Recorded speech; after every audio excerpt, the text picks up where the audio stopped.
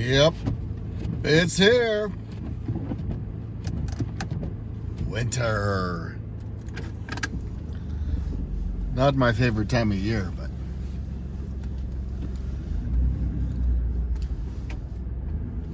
we'll see what we can make of this year. I was hoping I'd be able to get my drone up in the air today for some footage of the fall before the snow hit, but guess what? It's too late for that now. I'm always curious. I don't know if there's anybody out there that I saw a couple of films where people were flying in the snow, so I'm kind of curious how it would perform, but I'm not going to take it up when it's snowing like this. It's kind of, I don't know if this is the right conditions. But on a clear day, I'm just wondering if be able to get that drone up in the air and get much time out of it. So I'm kind of curious. Can't wait to try that, really. So maybe winter's not going to be too bad this year.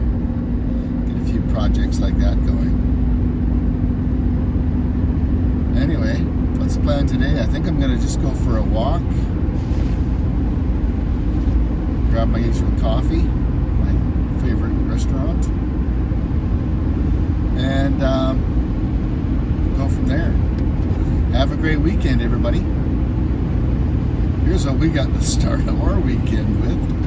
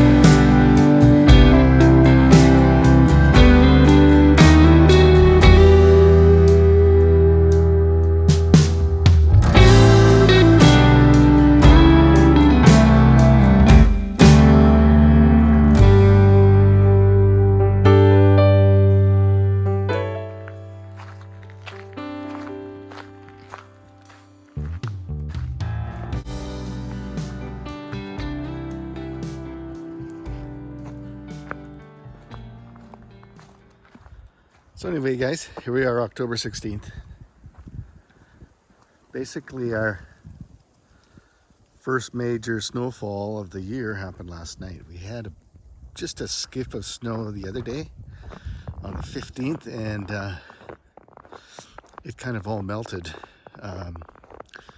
Just around noon, it was pretty much all gone, but today we've got a pretty good catch, and unless it warms up before Halloween, looks like this is what Halloween's going to look like.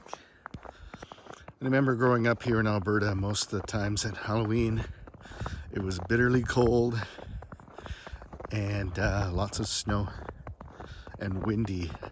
But I guess, you know, the extreme conditions are always the ones that you remember the most. I'm sure we had some nice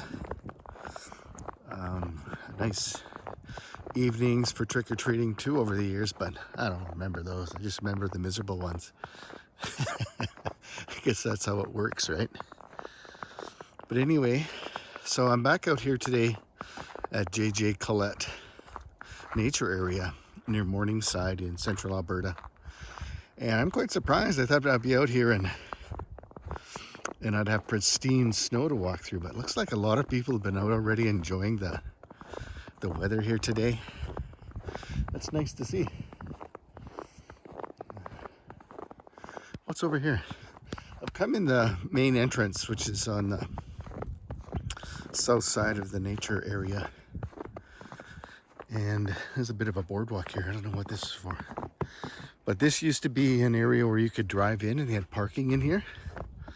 But what I read on their website was they had quite a bit of vandalism and whatnot. You know how that always goes. It's a shame that people want to willfully destruct someplace so beautiful as this.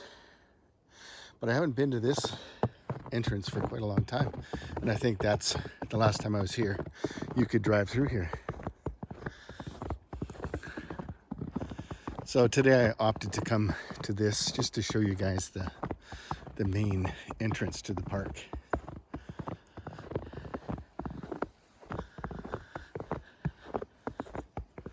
So there's the website. You can check it all out, jjcollett.com. I did check it out, and I guess Collett did own this, a man named Collett, but JJ was his son. So the park is named after his son, whom I believe died tragically at quite a young age. So it's named after Mr. Collett's son. But there's the park. They've got quite a few trails there. Trail number 9, I guess 1 to 9. And it's quite a big area. The area where we came in before was trail number 7. So you see the top left-hand corner, that's where we entered the park there. So it looks pretty much like a full section of land. Pretty close to it anyway, so 640 acres. Hectares, don't even ask me that.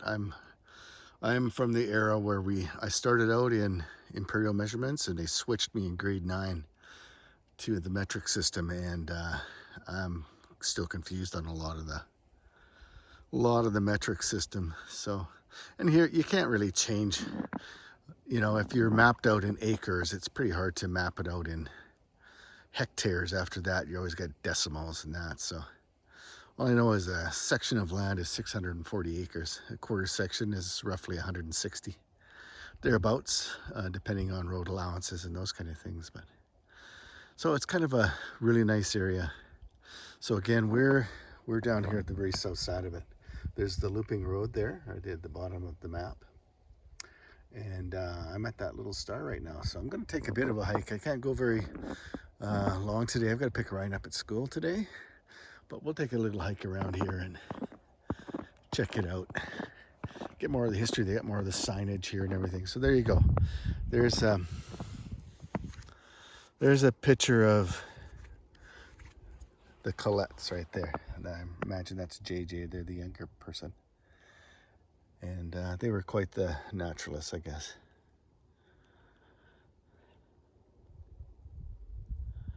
So that's pretty nice. So good on you, Mr. Collett.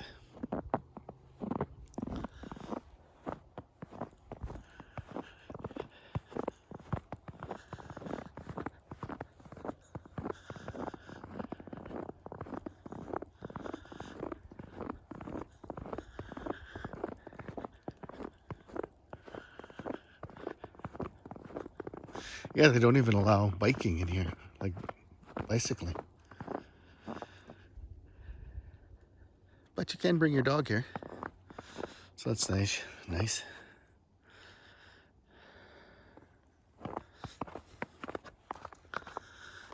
Nice little gazebo. I think they used to bring patients from the hospital here on a nice summer day just to get out and enjoy the nature.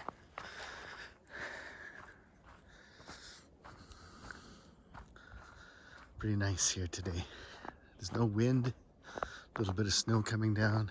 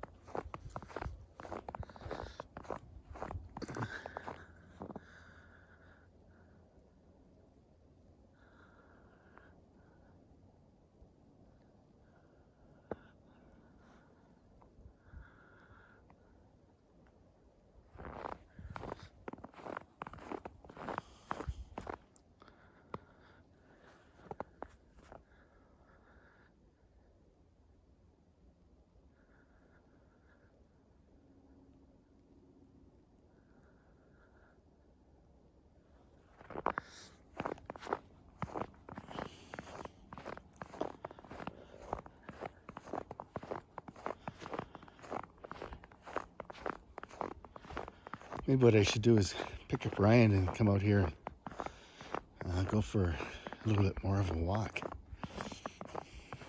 I think he'd enjoy this.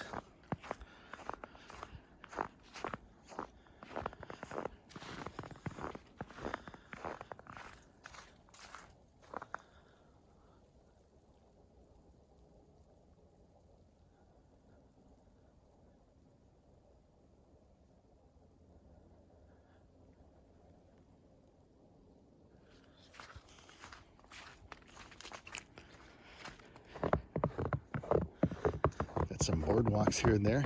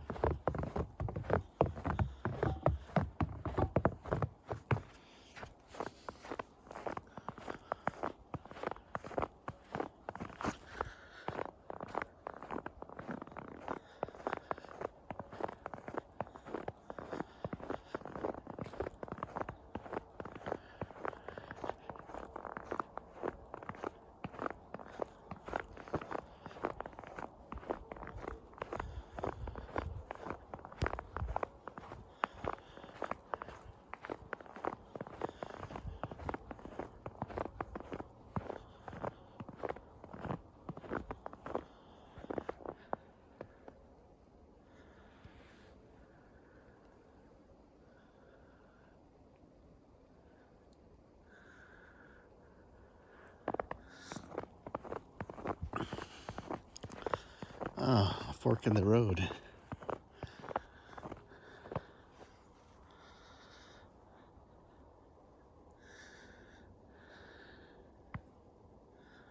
think I'll go this way.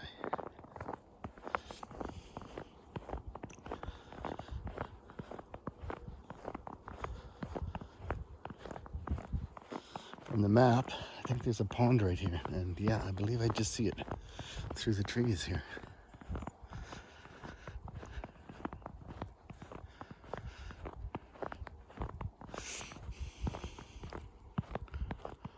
Oh, that's cool.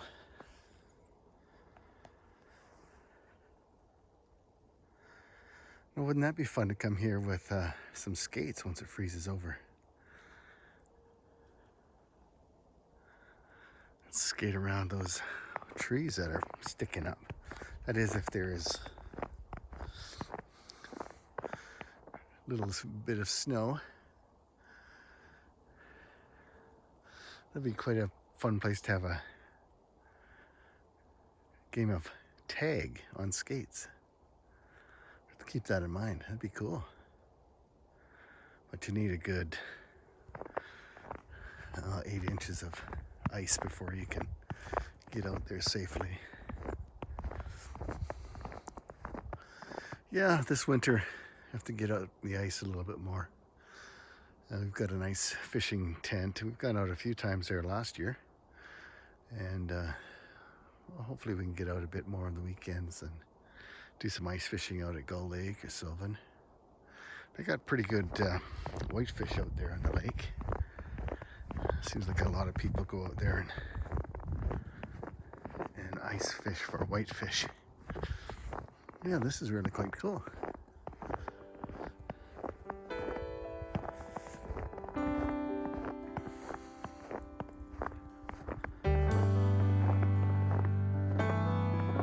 Beaver Dam here.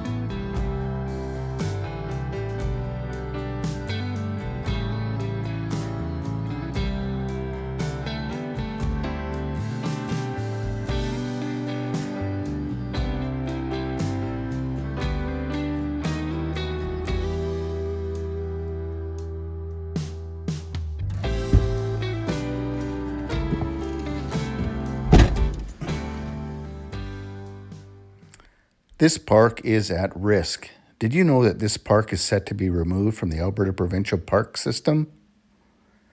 Go to iusealbertaparks.org and see what you can do to help protect this and many other parks on the chopping block. Thank you.